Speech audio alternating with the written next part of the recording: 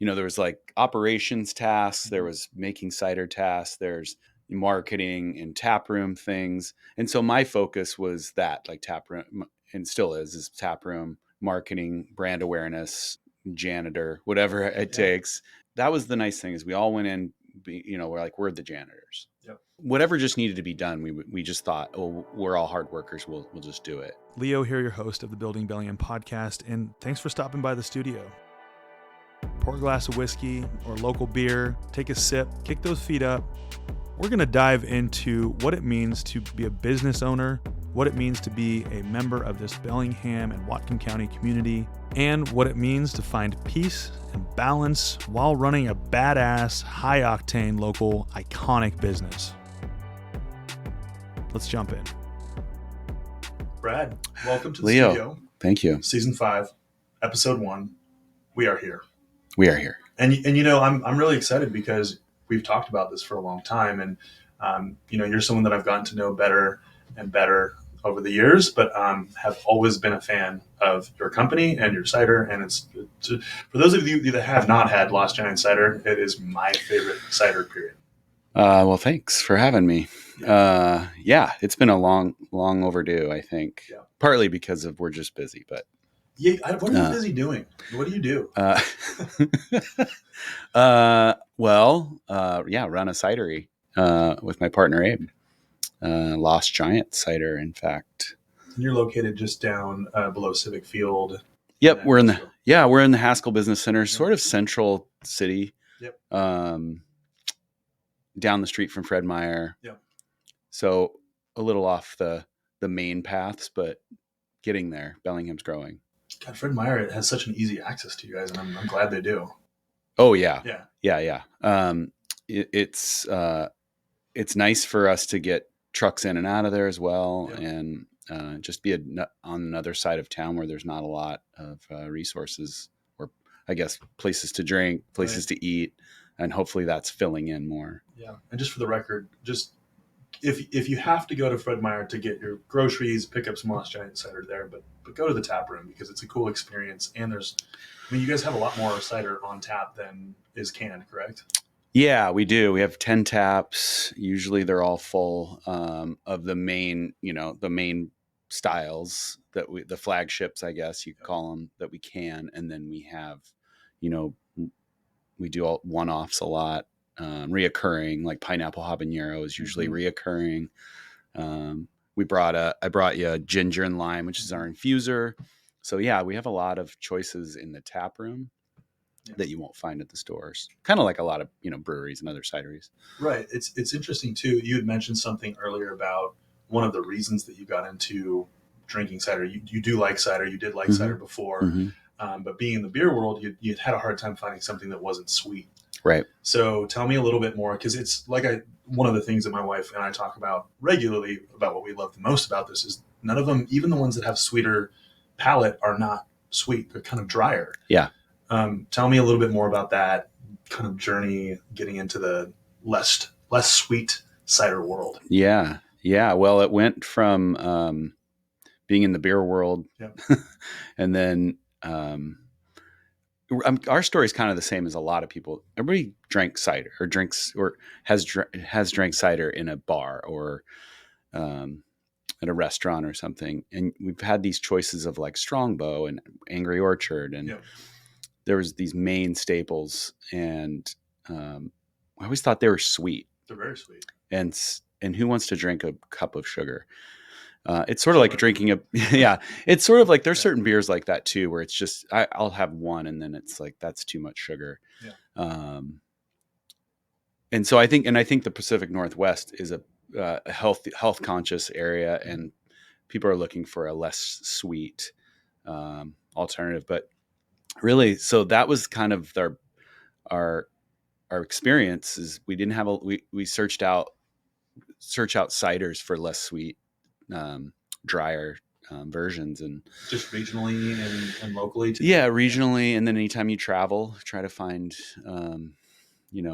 those options. So that was really the idea, is like we saw an opportunity. We also were looking to make something that we liked, and so we sort of jumped over to the cider world and out of the beer world. And it's interesting because Bellingham has an abundance of good beer. Yes. Has an abundance of hazy IPA beer too. I mean, there's a lot of one thing, which is great because people love that here, but they're really, I mean, at that time it was probably Herbs had started around the same time.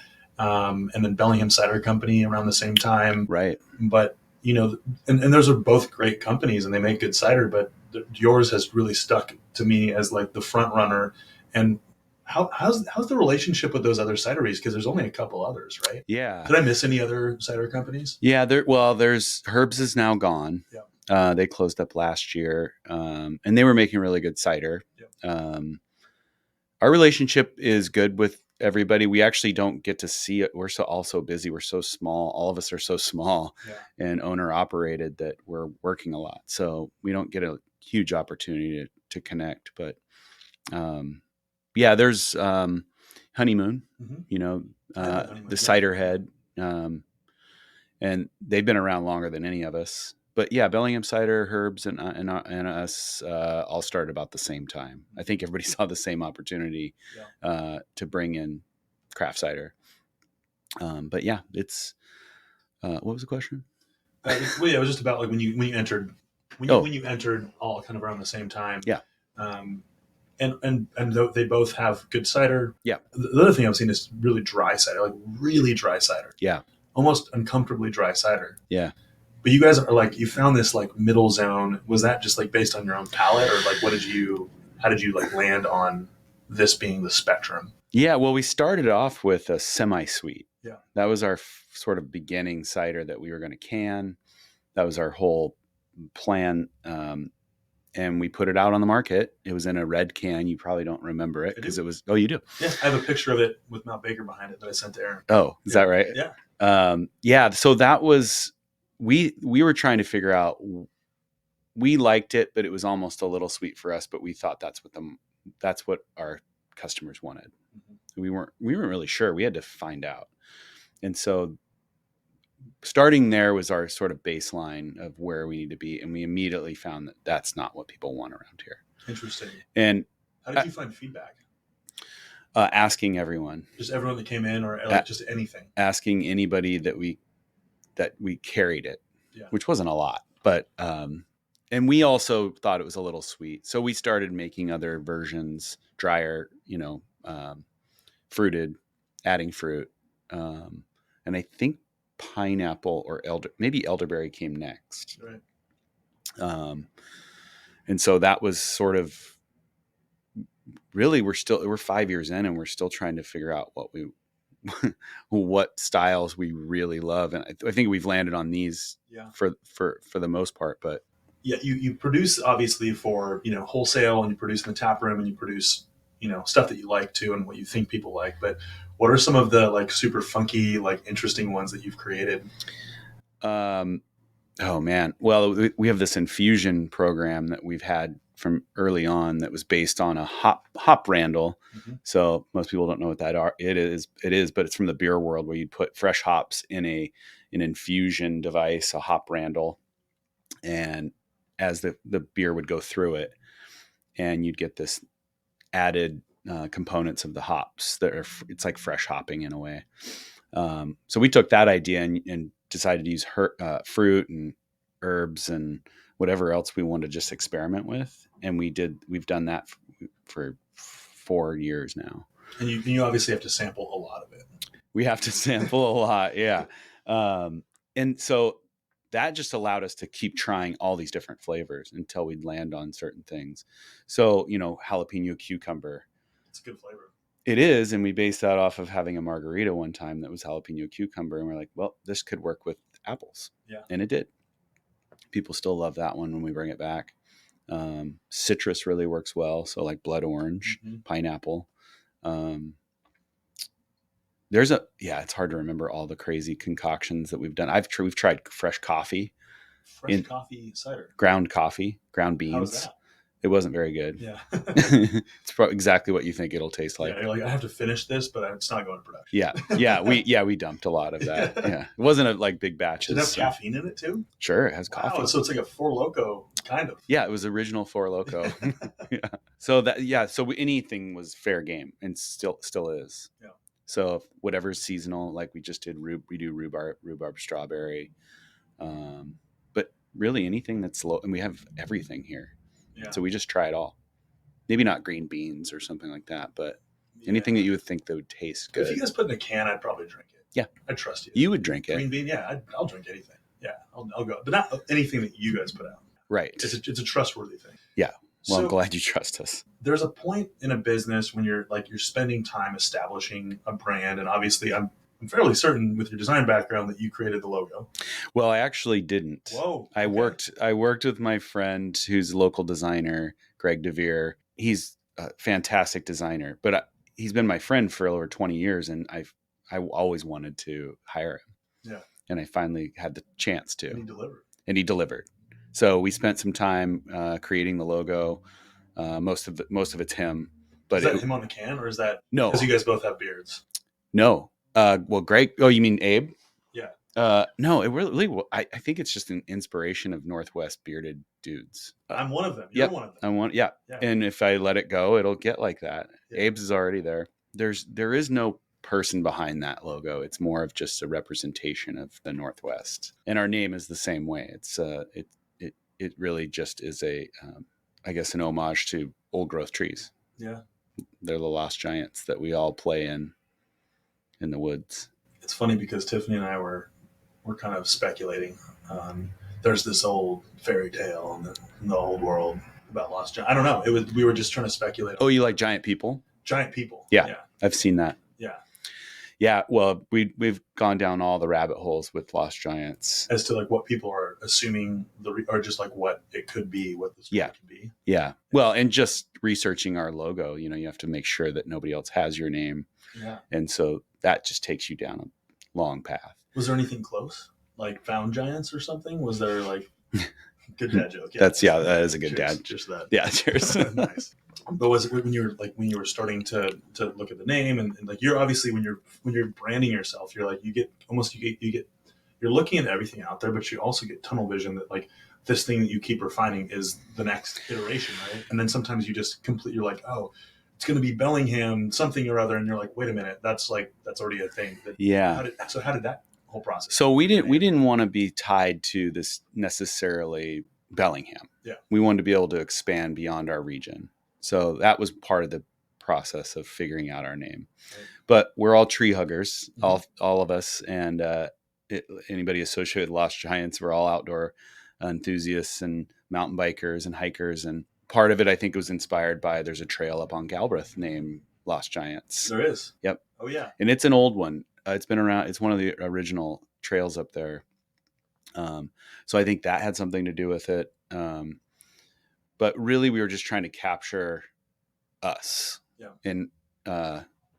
And I think the forest is, I think that just called to us. So drank a fair amount of these in the forest. Yeah. And around mountains. And yeah. So, I mean, and that's the nice thing. That's why we wanted a can too, is to be portable. So tell me a little bit more about, there's kind of two worlds. It seems like there's the retail side of things, and you guys created this retail location for people to come and enjoy it and to, meet you and meet, the beer tenders or the cider tenders, whatever. What's the word for cider? Is it beer tenders? I don't know. It's the cider pourers? Cider tender? They're just like, it used to be all bartenders, and then they came up with the term beer tender, which is clever. Yeah, and I used to be a beer tender. Yeah. I don't know, server. Yeah. So the whole point is to get, people to come in to have the experience, but then also like part of that is to create a relationship with a potential customer.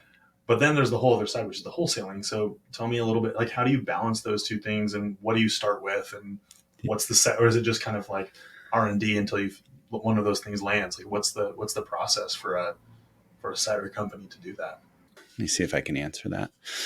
I think the idea was to the original idea was to sort of merge the vibe and culture of the beer world and the cider world, because cider's somewhere in between wine and beer. It is. It's sort of that right in the middle almost. We wanted to bring that sort of accessibility to cider that you feel when you go to a brewery. And so that was the idea of how we planned our business. Is basically we're just going to try and be like similar to the setup as a brewery. So not so much just a tasting room like wine where you go in and you sample and then you buy a bottle. This would be more of a hang out, have a couple ciders, and in the back, that's where all the production is. So a sort of a mixture of everything, you know. Is that uncommon in the cider world? I think there's a spectrum of cideries there, because it's a little bit more of because you can grow your own apples a little bit better than a field of barley for beer. You know, it's one of the oldest sort of homemade alcoholic drinks on the planet because everybody's had apples throughout time. Throw a seed in the ground. That's it. That's basically, yeah. But there's orchard style. So a little bit more boutique-y, farm style where you'd go to somebody's property. So like Alpenfire is a good example. Thin River has that as well. It's more of you're going to their farm and you're going to maybe do a tasting. Sometimes you'll be able to have a tap room there too, but there's all these in betweens. And so what we're at is sort of this small commercial level. We do distribution through a distributor. We all do our own distribution. So that model is very similar to like a lot of the breweries, but there's a little bit of a spectrum for cideries in that way. So you can press your own apples. We don't press our own apples, but we do get fresh pressed juice from Washington State. The big thing for you guys was being local and also organic as well, right? We're not organic. No. Were you not at the start? No. What was the process? I think at the start, it was like no additives. Was that another thing that you did? Yeah. I mean, there's really pretty low amount of ingredients in our cider. It's juice or from either apples and fruit, yeast, and then yeast nutrients. And that's pretty much it. There's a can of cider. That's how it happens, right? That's really all it is. It's no work. It's not much work. In fact, it's just, right. Yeah. Well, and it's funny. There is the beer and cider similarities are there on the back end with fermentation, but we're not heating anything up like you do in a brewery.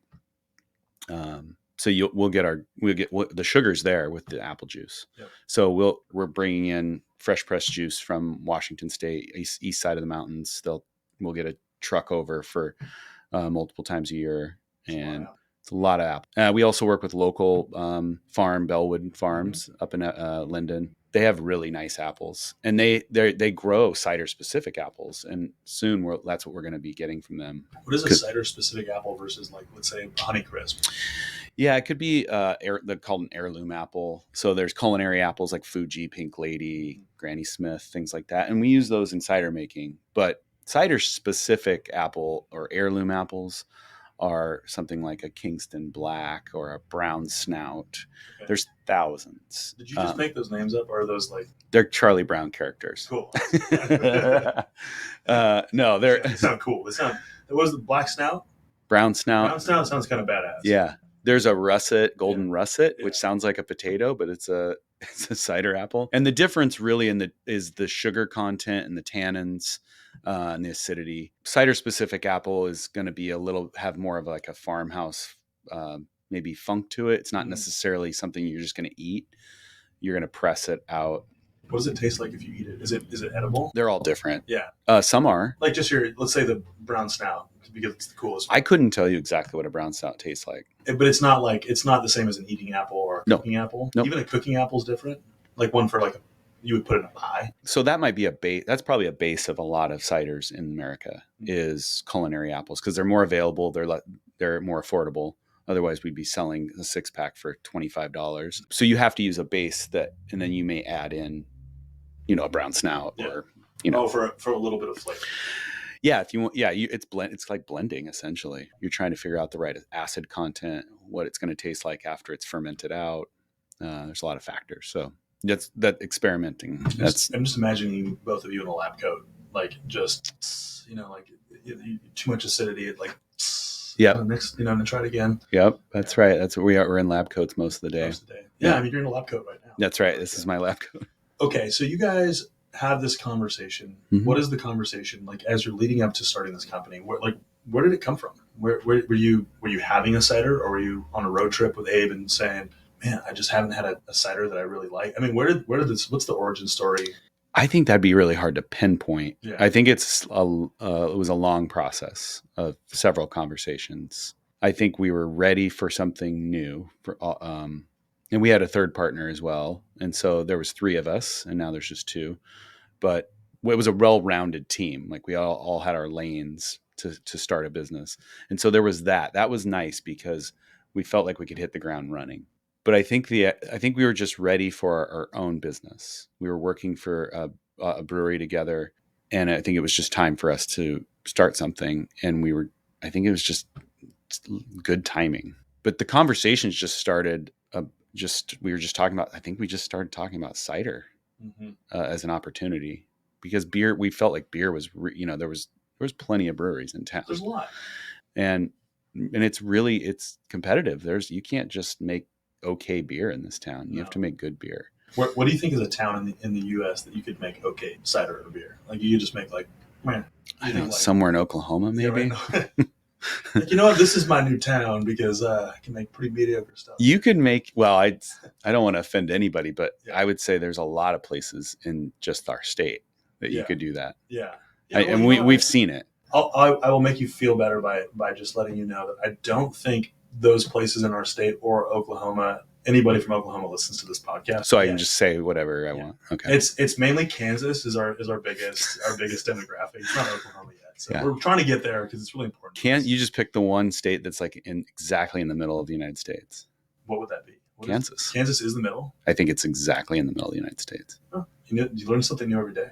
That's what I'm here for. Yeah. Thank you. To teach you about geography. You're welcome. Cheers. Yeah. So it was the right time. You guys came to fruition. I think that was it. It was just multiple conversations about what's the next opportunity. We loved fermentation and the craft beverage industry, and especially beer at the time. But we just thought we can make good cider with our skill sets together. We'll come up with something good. And so we just took a leap, and that was it. It was a lot of trust in each other.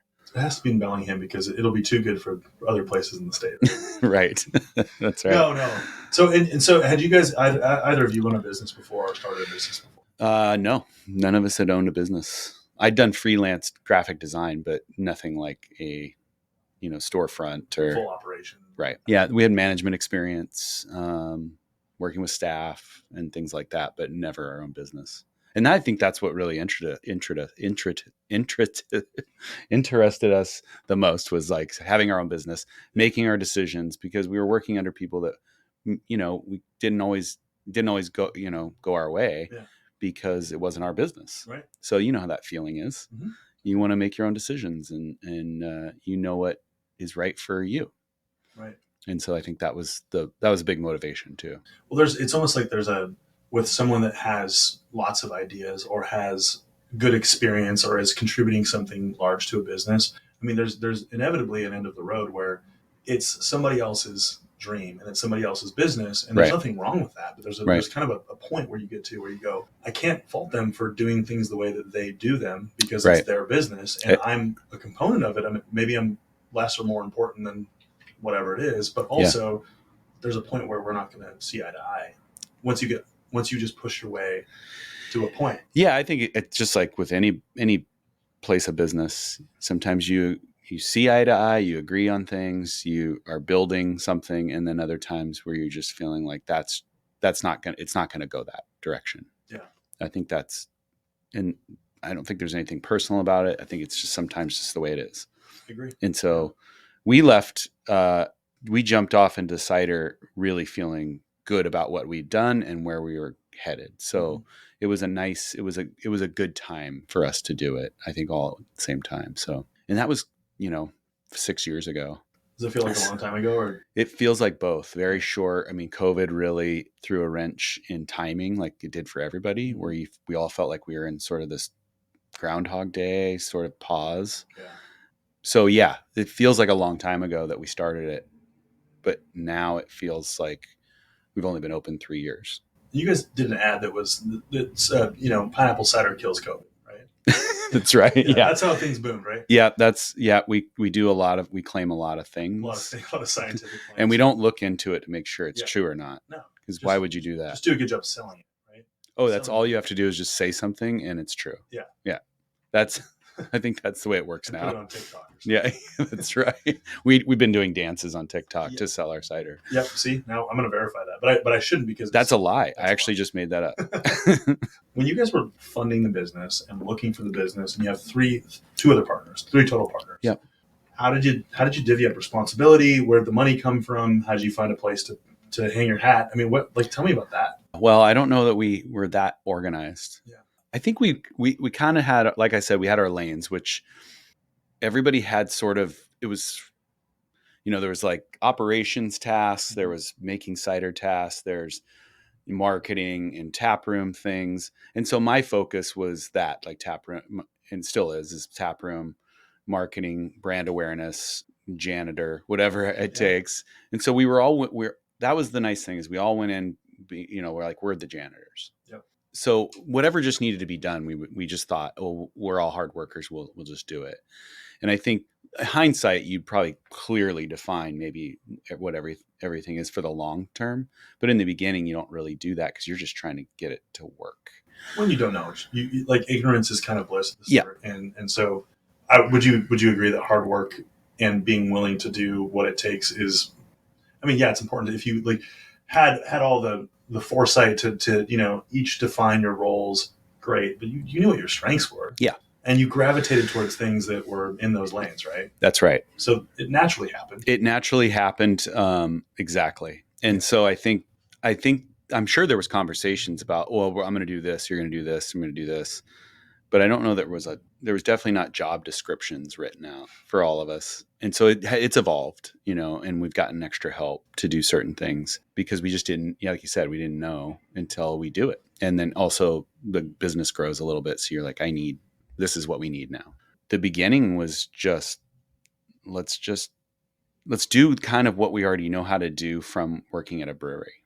That model works, it's that simple. It makes it, if we kind of fit in there without having to say it almost into those roles. So yeah, it's kind of how it. So, and how did you find, your location in the Haskell Business Center? Yeah. How did you find that? Did you look at other places? Did you have all what was your idea? What was your vision for the space that people would come into?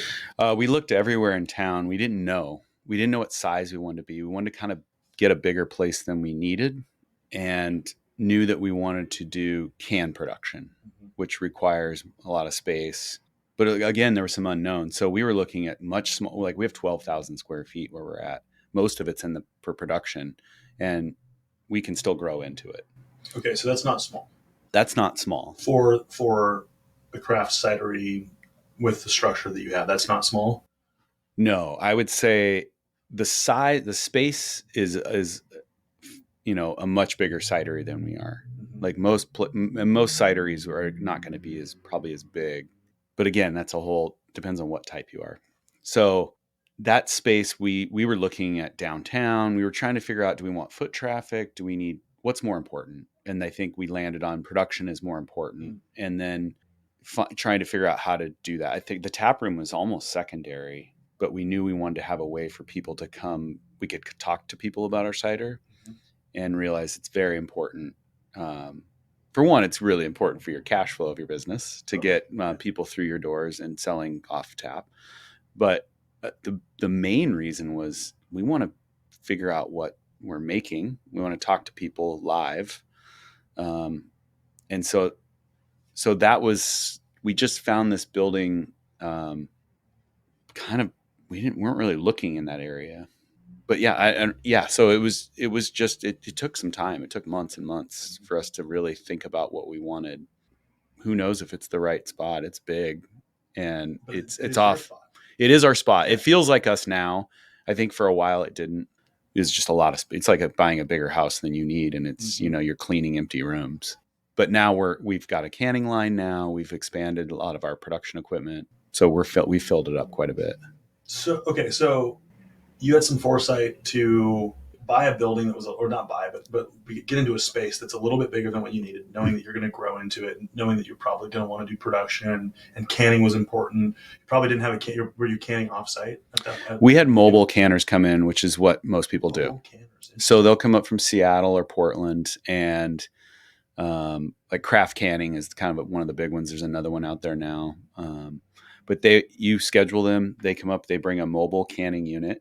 They hook up to your tank, they hook up to your water, they hook up to your CO2, or air, your air. They can your product for you, and you assist or not assist, depending on how much you pay. Yeah. And they knock out however many cans you want to do, usually up to like maybe 700 in a day cases. So was there like a tipping point for you that was, okay, we've had enough income. Yeah. We're doing well enough. This is the point where we need to do 1,400 a day or something. What was that like for you? What was that decision to like say, okay, we got to buy this? I'm sure canning machinery is not cheap. It's not. And I don't think anybody goes into it saying, I'm just going to pay for somebody to can forever. It's really expensive. Yeah. So it bites into your profit margin. What's a ballpark? I mean, versus buying your own canning equipment. Yeah. So you'd pay thousands of dollars each time they show up, and they're just labor. Yeah. Essentially. They have the equipment. So everybody gets into it thinking, I'm going to get my own canning line eventually. Yep. Right. So that but you can't afford it at first because, it could be, an average of $100,000 for a canning line, maybe more, depending on what size you get. Luckily for us, we were friends with the guys at Herb's, mm-hmm. and when they were closing shop, they approached us about buying it. So they already had one. They had one. They had one really early on, and it was, basically like brand new, and we bought it from them. Yeah. So we were lucky in that we stayed pretty friendly with all of our peers, and and they were really great. Darren over there was the operations manager, and he approached us about it and sort of got, I think, first crack at it. Abe and I didn't know, we weren't ready. It was one of those it's sort of like how it just works, right? Like you might know this when you're a business too, is you don't know, you may not be ready to grow or buy something, but you just go, I have to. Yeah. This is the opportunity. It's a crossroads. And that was what it was for our canning line. And so we scraped together money and borrowed money and figured out a way to do it because we knew that in the long run, it pays for itself. Mm-hmm. And then it's, your costs go down. What's the economics on that? Is it 2 years? Is it 5 years? Is it 7 years? What is when you're looking at it going, okay, I have to scrape this together. Yeah. We're not ready for this, but we know we need this. Yeah. Are you going, okay, if I keep paying this group $1,000 for 700 cans, which is doing the math, okay, over $1 a can, right? That's kind of wild for your profit margin. And you're looking at this thing that's maybe $100,000, maybe it's a little bit less new or used. What is the timeline? What's the recap on that? Recoup on that? We factored in like 3-year return, mm-hmm. or break even on that, mm-hmm. And that's just for what we do for our size, to how much we were canning a year. So that, for us, that's about what it was or what it is. How many cans do you do a year now? That's a really tough one to say. It's a lot. So we do about 1,000 barrels of cider a year. So a barrel is 2 full-size kegs. So we do 2,000 full-size kegs. Some of that doesn't go in kegs; it goes into cans. Right. I could definitely give you those numbers, but I'd say that we do an enormous amount of cans. Mm-hmm. We're probably doing 22,000 cases about 6 times a year. 22,000? No, sorry, 2,000 cases. 2,000. This is really rough math, but that's okay. I would say 2,000 cases probably 6 times a year, so 12,000 cases a year. Where are those going? I mean, that's not just local. Are they going? Is it spreading? Mostly local. And is it also, which is great because I see it everywhere, yeah, which I love. Good. We go a lot of places. Yeah. And then where do you start to see it less and less? Like, where are you trying to push to? What's the front? Yeah. So some of it comes out through the tap room, yep. And that's the best for business wise, but also it's great that we can have people come in and buy our cider and get cans to go. And then we distribute ourselves wholesale to our own accounts at a lot of the breweries because we're friends with a lot of the breweries from our beer days and ongoing. They need at least one or two ciders because not everyone that goes to the breweries, maybe they have food or maybe, one person drinks beer, another person drinks cider. Yeah, absolutely. That's the formula for most breweries is they have to have options besides beer, and cider's a big one. Sometimes they'll have wine, seltzers, I think that's brilliant. I mean, it's just, I feel like if you make good beer, you can be successful in this town because it's a very collaborative environment, right? Yeah. You guys are doing your own thing. Your competition is relatively low in Bellingham. Yeah. But also you basically get the feature on every song, right? Like, yeah. You know what I mean? Like, which is not, if you go to a brewery, you're getting the feature on the song, right? Which is great. Right. I love it. I have never thought about that before. We are a very small market share. I will say that. So there's a reason why there's only a few of us, because you couldn't have 10 cideries here. Yeah.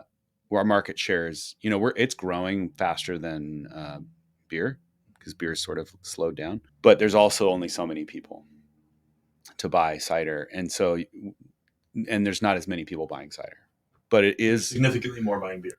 Absolutely. By a long shot.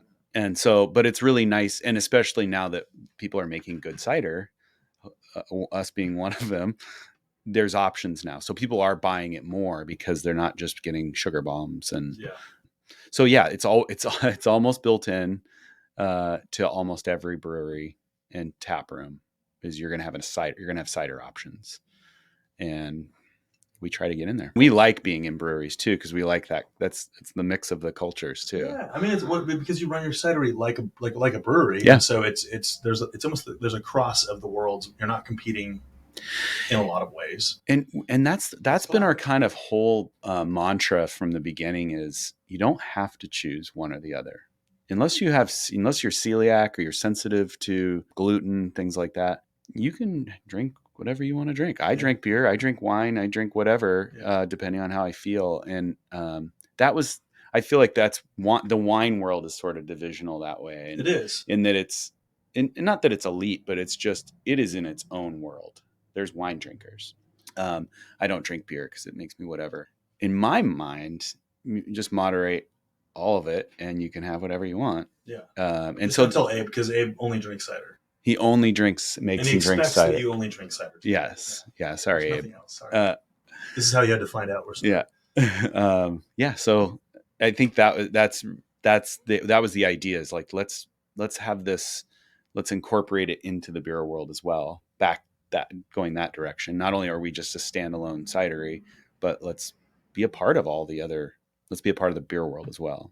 In relationship. You're able to tap into that with some of your connections. Yeah, we just know it and also have connections, but know that world. And I noticed that from bartending in a brewery too. Is cider was on tap, or it was in cans or bottles, and I started seeing the trend where more and more people were buying it. This is the thing I think I've said this many times before: is Angry Orchard, even though a lot of people like sort of scoff at it because it's very sweet, they're the ones that put cider back on the map. They did. Yeah. They're the reason why we are here is because they, brought after in the last 10 to 20 years, they brought it back. And so it was a jump off point. Where are they based out of?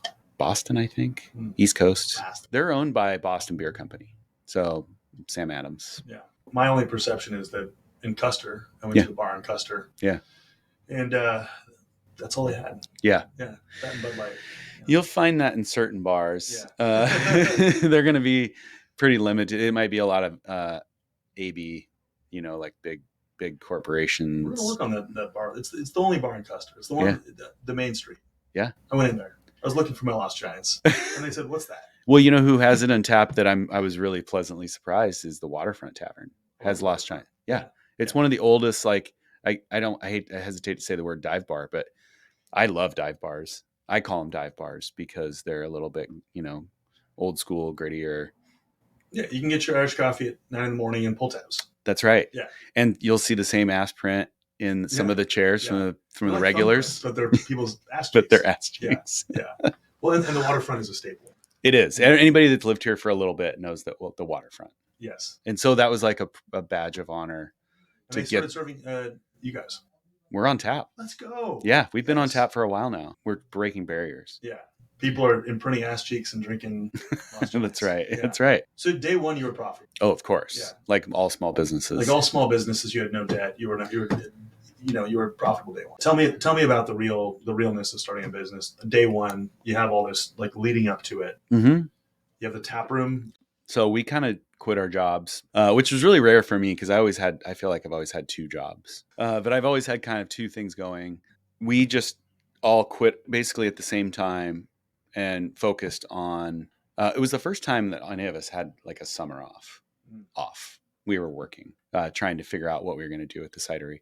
That was it was about 9 months of build out. We found the space. We finally found the space. And then we spent so we were formulating our brand. What were we going to do? How are we going to do all these things? There's probably a lot of that conversation of what are we all doing that I don't remember now. And then it matters, but it doesn't matter. Yeah. I mean, it's relevant in the moment, but now it's just you're here. Yeah. Then we just go. It's like the race is starting now. And so we took about 9 months to transform that space. So if anybody knows the Haskell Business Center, there's some big warehouse space, and we got one of them that used to be an old. I think originally it was built for a telephone company. Like Bell. You can kind of still see some remnants of that. There's still like no smoking inside signs that are hanging up. Nice. They're still up. Yeah, they're it's probably from the 60s or 70s. Yeah. Don't do that here. Yeah, we don't allow smoking in our building. Yeah. It's not Washington State. That's right. It's just you guys. It's just us, yeah.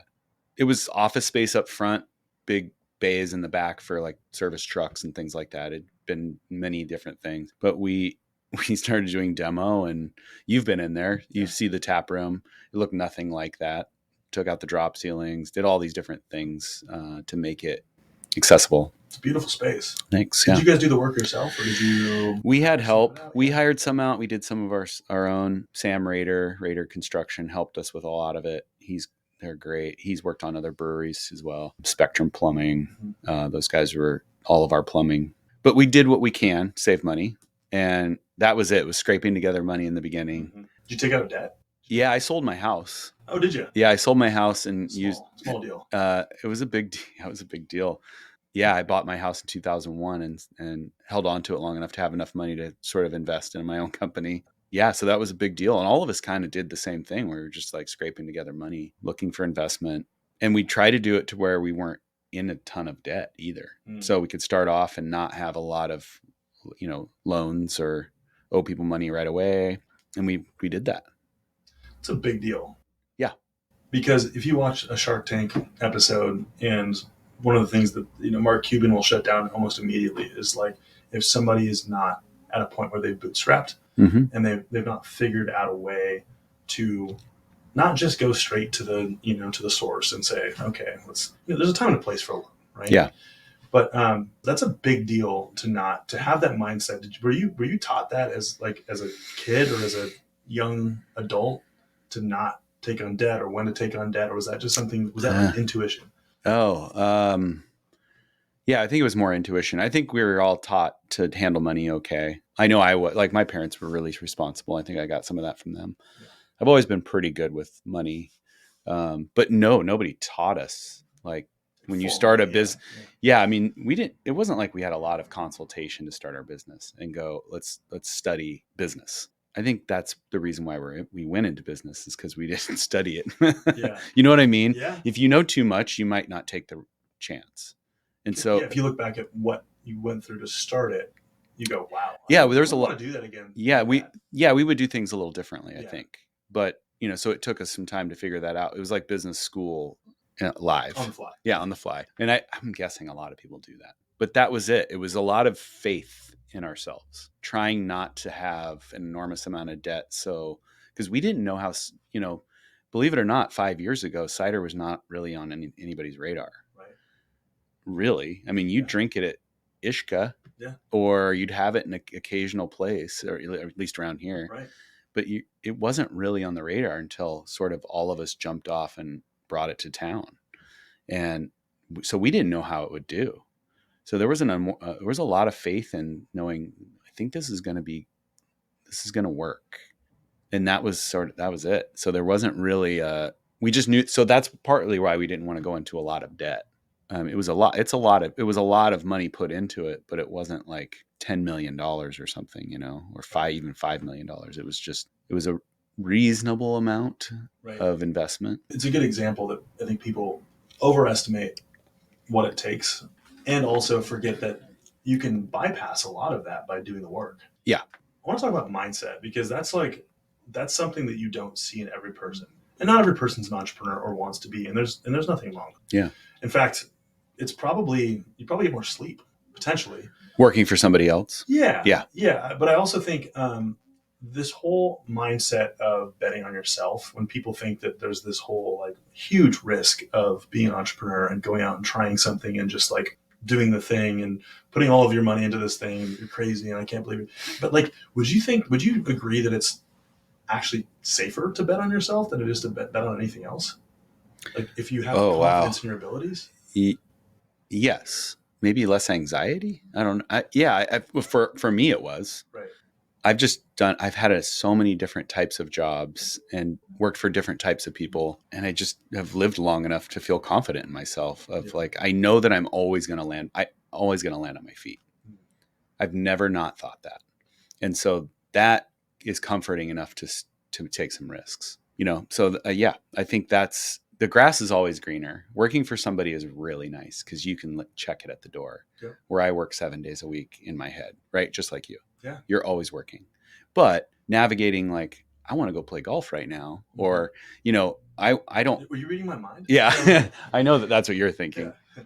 But that'd be funny if we just got up and went golfing right now and left these two here. Yeah, I think we're going to go play golf. Yeah. Okay. Yeah. So anyway, it's always, the grass is always greener, right? You get to go home and check out, but also that's it. It's not yours and you're building somebody else's dream.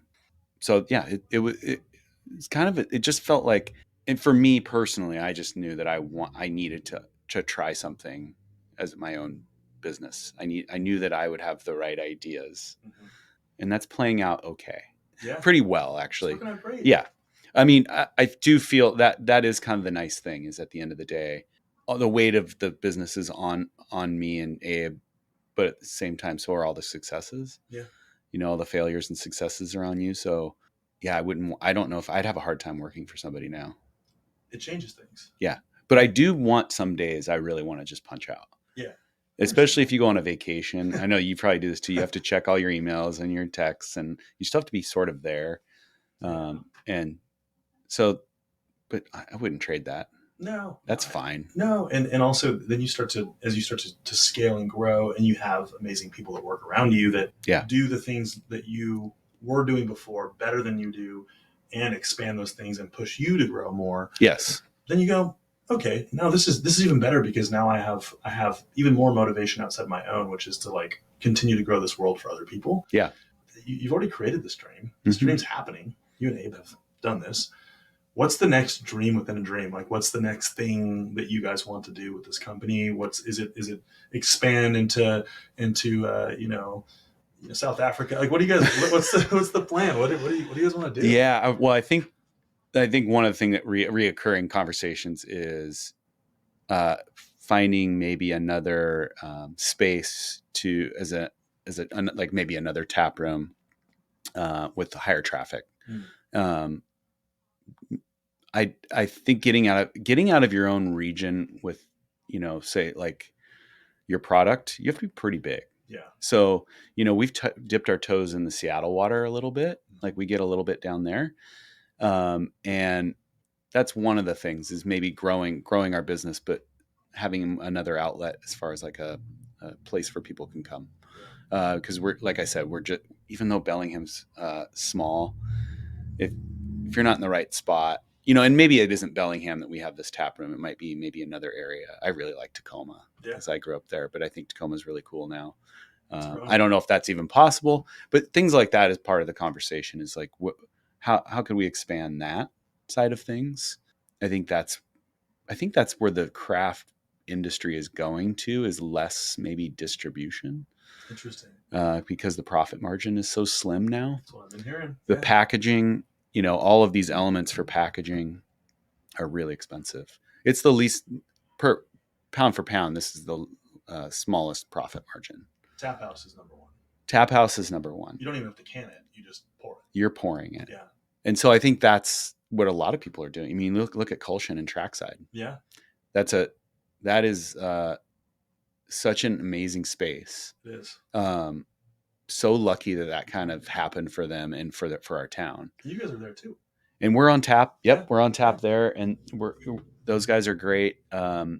They've really built something pretty amazing there. But I think they realized too, like all the breweries and all the cideries, like you really need to draft is where, on draft is where you want to kind of go. So I think that's what kind of is helping just make our decisions. I think the other thing would be we do make charcuterie trays. Yeah. Fresh. Yes. Yeah. And they're big and they're good for the especially for the money. And we get really good fresh ingredients, but it's not really like necessarily checks all the food boxes for everybody. Yeah. So I think that's what I'd like to do. You could have two charcuteries. We could have two. Yeah. Two at one time. Yeah, that's right. That might fill you up.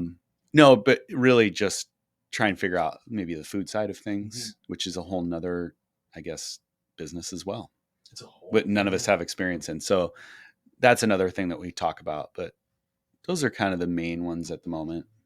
It's interesting that you're bringing up the whole conversation around. I feel like there's a chokehold on distribution. I feel like there's a couple of companies that have a chokehold on either local or regional distribution. I think it's all around the United States. I don't think it's just our area, but yeah, in our area, there's a couple big players, and I think it's not necessarily their fault. I think they're providing a service and they want a certain profit margin as well. Sure. Yeah.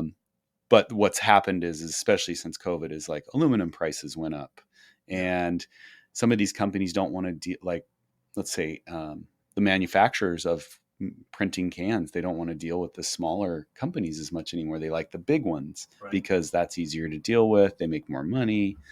So there's just been a little bit of tweaks in the industry that make canning a lot more expensive.